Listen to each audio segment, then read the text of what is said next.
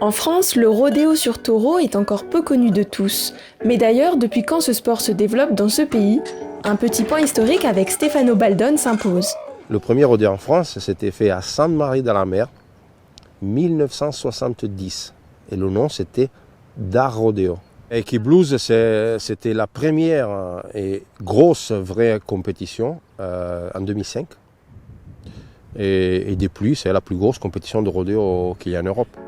Des compétitions, il y en a, oui, mais attention à ne pas confondre rodéo, corrida espagnole ou encore course camarguaise.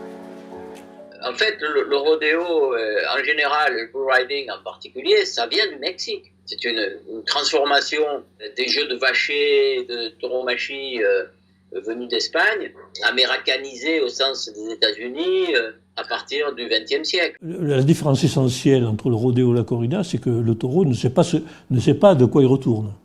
Il n'a jamais été tauré quand il sera en piste. Alors que le taureau de rodéo, oui, il est entraîné. Et le taureau de corrida n'est pas entraîné. Il sort, il est neuf, il est naïf, il est tout ce qu'on veut, dangereux ou pas dangereux, etc.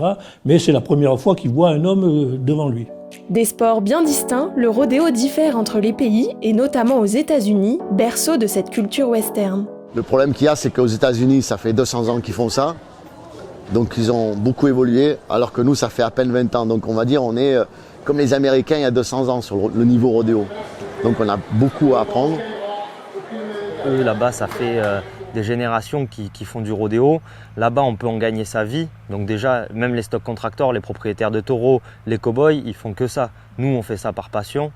À côté de ça, on est obligé d'avoir d'autres métiers pour pouvoir vivre, que eux, ils vivent vraiment du rodéo. Là, on a vite le cliché en France du cow-boy à la Lucky Luke, alors que bon, voilà, aux États-Unis, tout ça, ça y est pas, quoi. Les mecs, c'est des professionnels, c'est vraiment leur mode de vie, quoi. Que chez nous, c'est pas pour les gens, pour les Français, ils trouvent ça un peu bizarre qu'on ait ce mode de vie-là. Après, c'est à nous de le faire découvrir.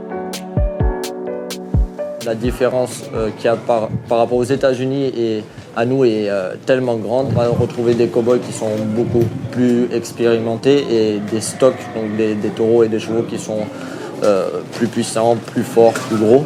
Mais après, l'atmosphère reste le même au final. On retrouve le même atmosphère, même ambiance là-bas, cowboy way. Et justement, comment cette cowboy way à l'américaine s'impose aux quatre coins de la France aujourd'hui? D'une part, il y a une implantation autour de Nîmes qui est certainement à relier au contexte d'une capitale française des jeux taurins. Et d'autre part, il y a deux grandes régions d'élevage où ça prend aussi.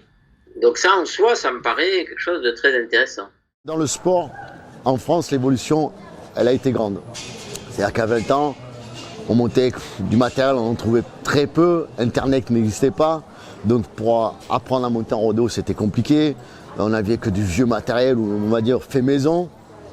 Donc après, Internet est arrivé. On a pu avoir des relations avec les Américains régulièrement. Des jeunes sont arrivés dans le milieu aussi. Alors qu'avant, il y a 20 ans, les cow-boys qui montaient en France avaient une moyenne d'âge de 30 ans, 35 ans. Alors que maintenant, ils commencent en France à monter à 17, 18 ans. Donc cette évolution de matériel d'échange, de correspondance entre les États-Unis, le sport évolue très vite en France. Aujourd'hui, en France, c'est le pays européen où c'est plus important. Vous comptez, il y a une moyenne des 3 rodéos par mois. Ça veut dire 3 week-ends par mois qui sont pris. Donc c'est quand même c'est très très bien implanté. Et je pense que dans les années à venir, ça va être encore mieux.